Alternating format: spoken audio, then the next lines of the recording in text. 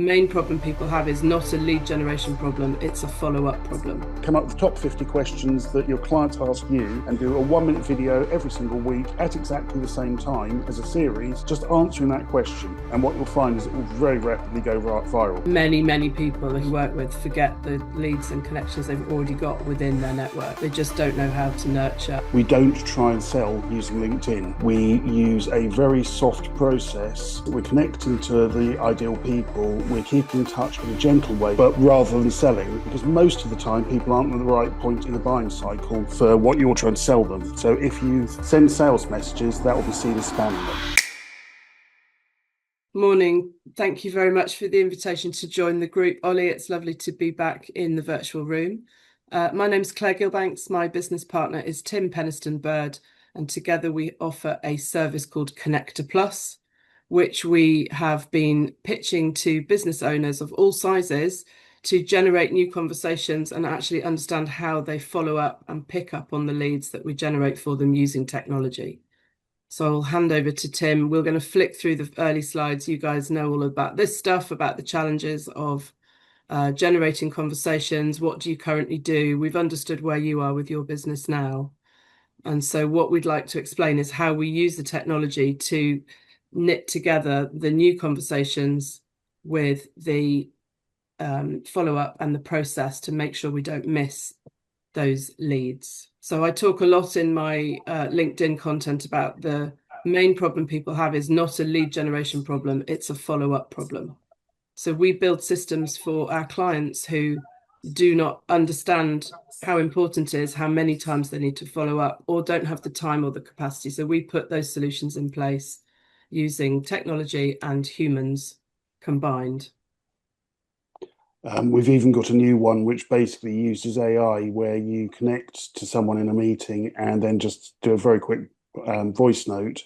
It then creates a personalised outreach to them as a follow-up using AI based on what you've said on it. So it's personalised around the details of the conversation, and then goes and grabs all their details and shoves it to a CRM. So you don't have that usual problem of where on earth in LinkedIn have I left that person I met last night and what should I talk to them about? We tend to try, I know we're not particularly talking about the start of the funnel, but we do tend to start a lot of the funnel using a mixture of email and LinkedIn, because that's the biggest database of potential ideal customers you can find.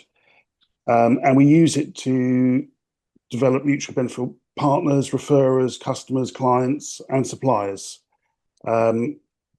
But we do it in a very different way to most people, which is that we don't try and sell using LinkedIn. What we do is that we use a very soft process, which basically means that we're connecting to the ideal people. We're keeping in touch in a gentle way. So liking their posts, looking at their profiles, commenting on their posts, celebrating their anniversaries, inviting them to in-person or online events,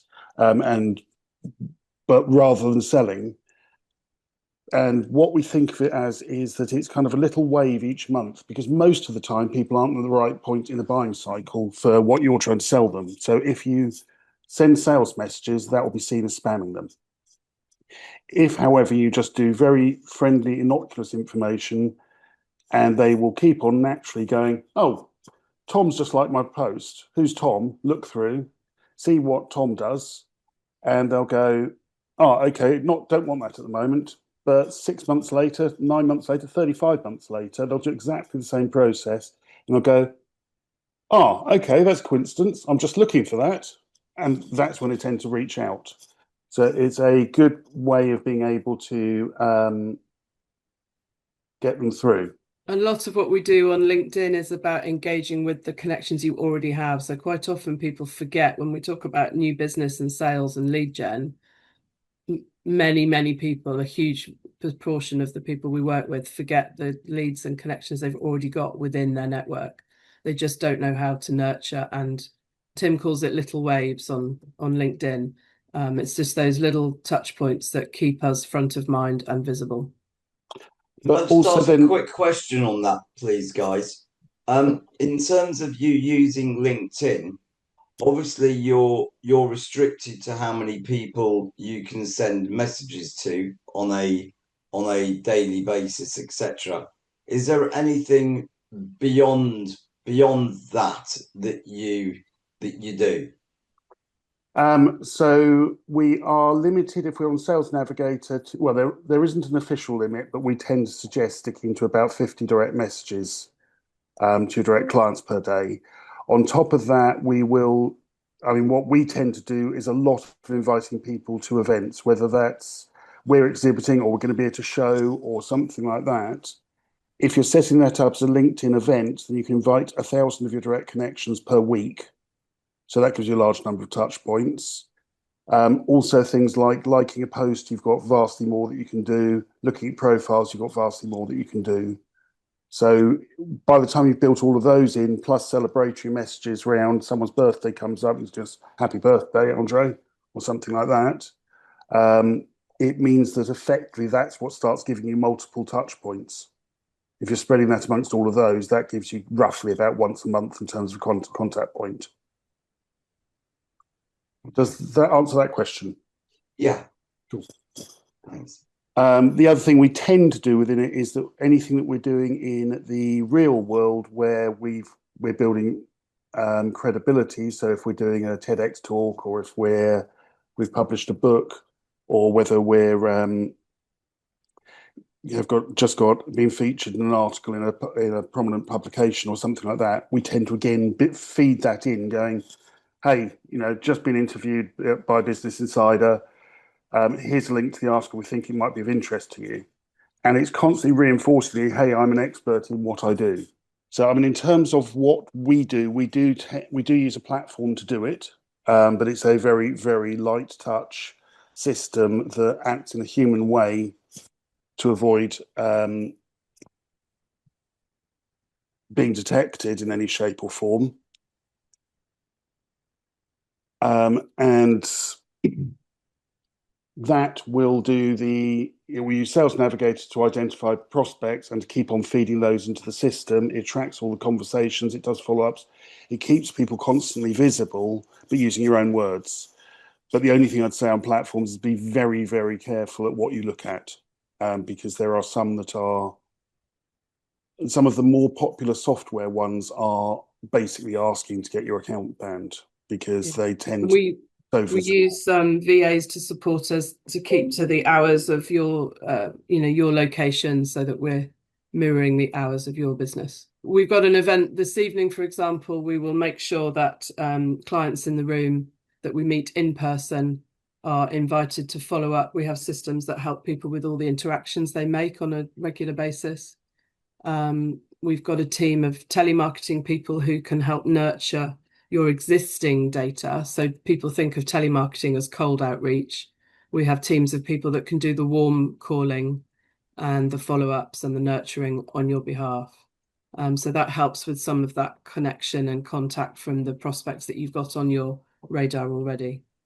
But particularly a lot of the audiences that you guys are talking about in terms of the ones that you want to work with, free either basic or CPD qualified webinars is a fantastic way of funneling people into what you do, whether that's getting a bunch of other NHS influencers in, and you can simply set up a webinar. If you're going out to 1,000 new connections every single week, which you can do without software, by the way, then you will see a very large number of those registering.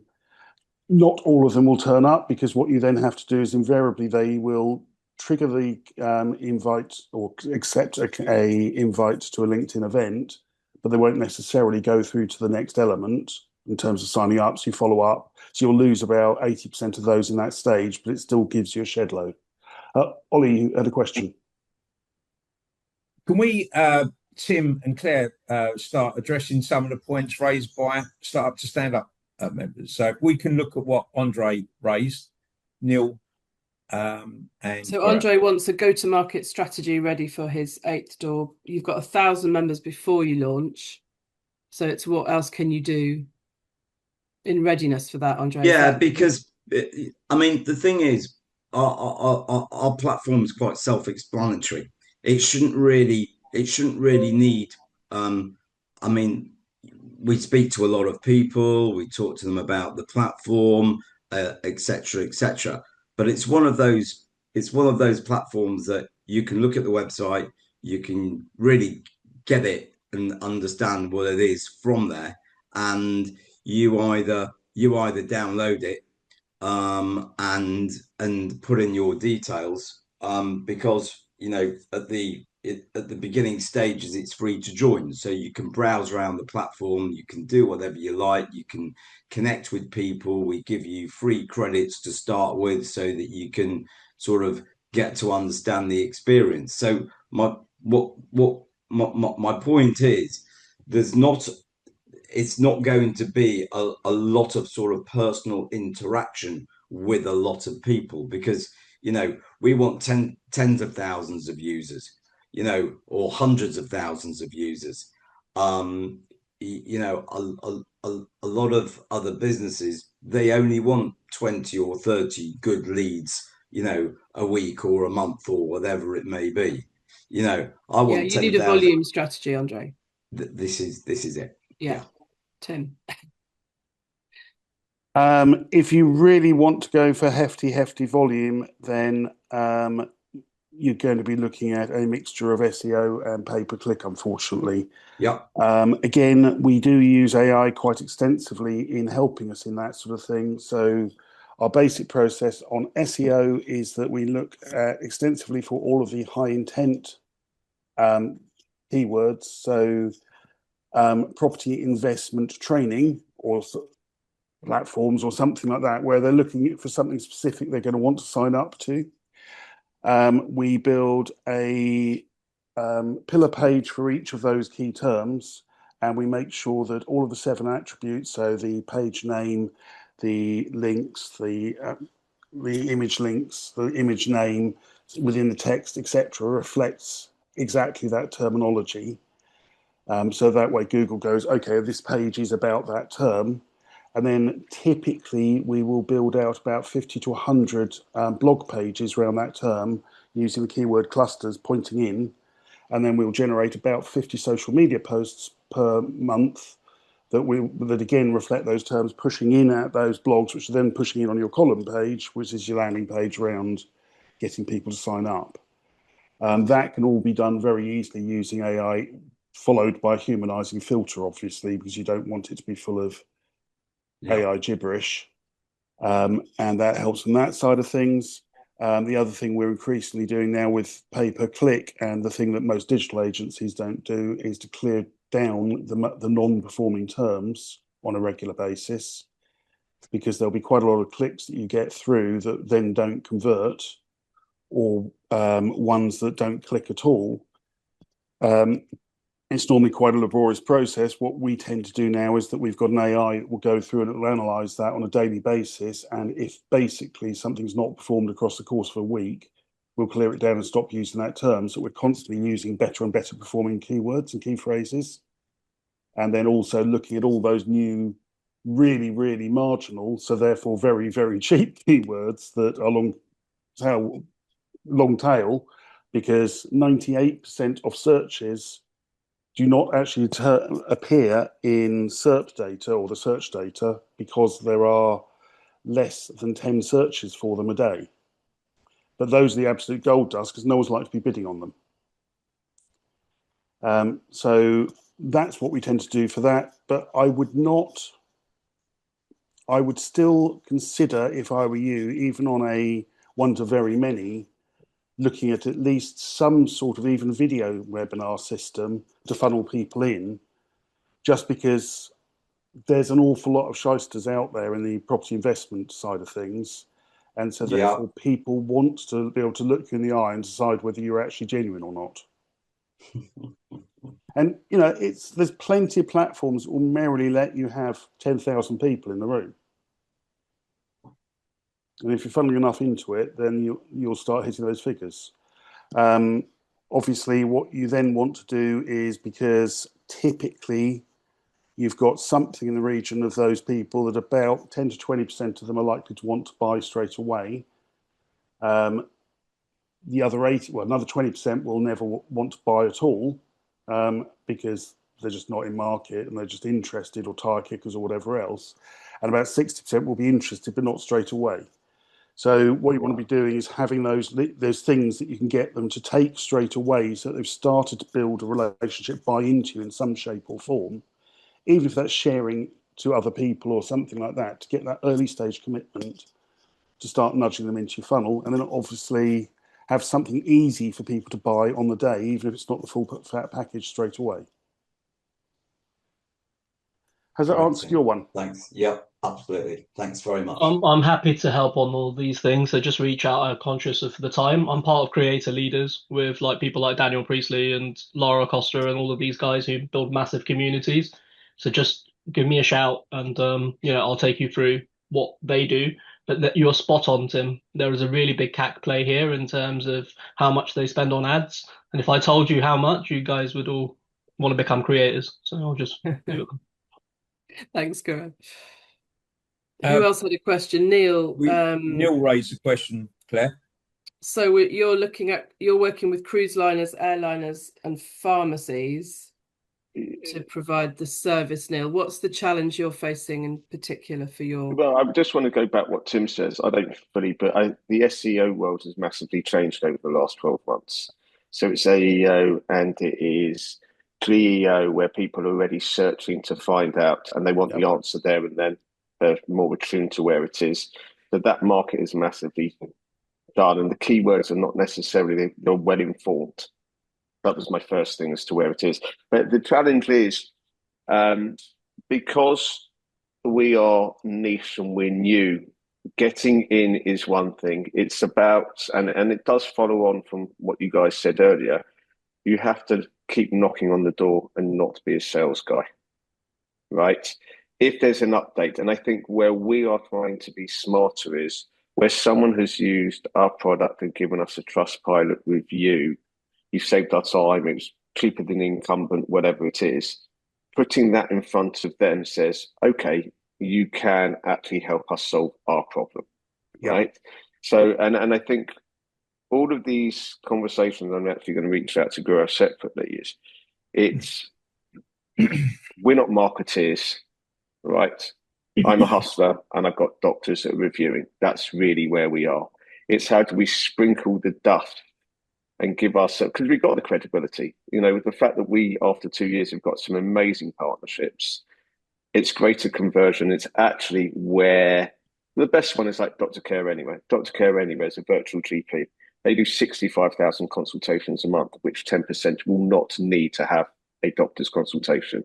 We've told them your call to action needs to be a button at the top. Do you require a medical certificate or do you need a prescription from the doctor? We have given them, and we've knocked on the door, we've told them this is what you need to do. It's very difficult for someone to come in and tell a business you're being run badly. Yeah.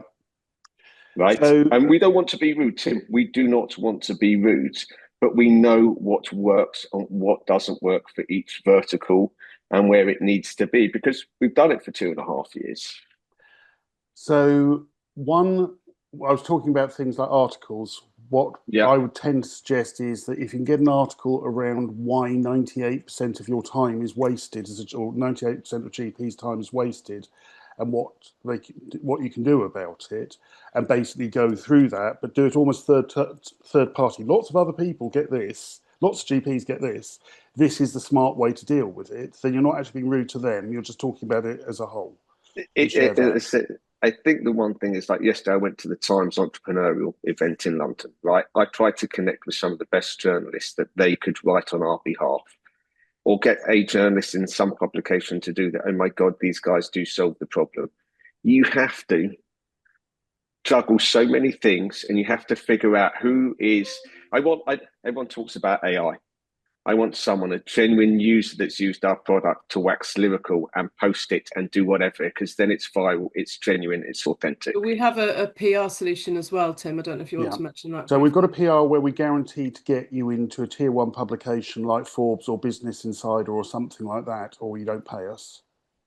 Listen, so that can potentially give you that. The other thing we found works very, very well is each time you have a useful interaction with a customer or a referrer or someone like that, we do a very quick survey that goes out that reinforces the positives, and then says at the end of it, would you or do you know anyone that would like further information on, and lists every single thing that you do. We're typically just from that getting something in the region of 0.9 referrals for every survey sent. So that way it's getting, so almost 1 for 1. So basically 40% complete the survey, 40% of those will refer, and they'll typically refer 3 to 4 times, half to themselves, half to someone else. The other thing that might be very useful to you is that one of our clients has got a direct access to every single GP in the country and every single pharmacist in the country. And it's going through their main terminals, so therefore it's actually read. So if you'd like us to introduce you to them at some point, more than happy to. So I think we should have a separate conversation offline to see how we can potentially. Love to. I will put my details in. I'll send you a message now, and then I'm going to jump onto another call. So I do apologise, but I'll send you a message now too. Thanks, Neil. That'd be great. Thank you. So we've got about 1 more minute. So any other questions? What about I'll reach out to you separately. Thank you. Cheers. We've connected on LinkedIn. Thanks, Gaurav. Thanks, Neil. Anyone else who is looking at lead generation, wants to speak to more customers, get more customers in the most efficient way possible? Any questions around this at all? Any questions that you want to raise? We've got Ollie, I've got a reverse question. I've just taken on a customer. I don't have the capacity to actually constantly take on their lead gen, because this is like the 3rd in 2 weeks, which is weird. It's just probably because I go to all these events. Is it possible to sort of outsource this to you guys, Clare and Tim, and we can work something out where we just introduce you to them? Because because there's a lot of people who are brilliant at what they do. They're just really crap at selling themselves, and they don't understand sales cycles. So if that's something, then I have a bit of a deal flow that we can talk about. Sounds great. Thanks, Gaurav. One other thing that I would suggest as another top tip, we were talking about AI. AI is very much about putting in and answering questions on your web in FAQs and that sort of thing, and also putting in lots and lots of context, i.e. if you are searching for a dentist and that morning you've been searching for schools, then the AI will typically look for schools which will help children. So I would strongly suggest that you put all of that in. But the thing that works incredibly well for existings and for pushing people on and everything is do a video, come up with the top 50 questions that your clients ask you, and do a 1-minute video every single week at exactly the same time as a series, just answering that question. And what you'll find is it will very rapidly go viral. Well, there's some top tips there from Tim and Clare this morning. Really happy to have follow-up calls, Ollie, with anyone. Well, I'm going to make some intros to you guys later. What I'm going to suggest, I know we've run out of time on this occasion, but this is such a contentious area, such a big area, that you've got the link to book again. Let's book another talk so we can have a third go at this, please, Clare and Tim. Yeah, we much appreciate it. All right, and I'll get the introductions over to you later today. But that's been one. Yeah. Brilliant. Thank you so much. Lovely to meet everyone. Thanks, Ollie. We'll get rid of that and get straight into the meat and bones. All right. Brilliant. Works for me. Thank you. Thank you, Thanks, Ollie. guys. Cheers. Thanks a lot. Bye. Bye.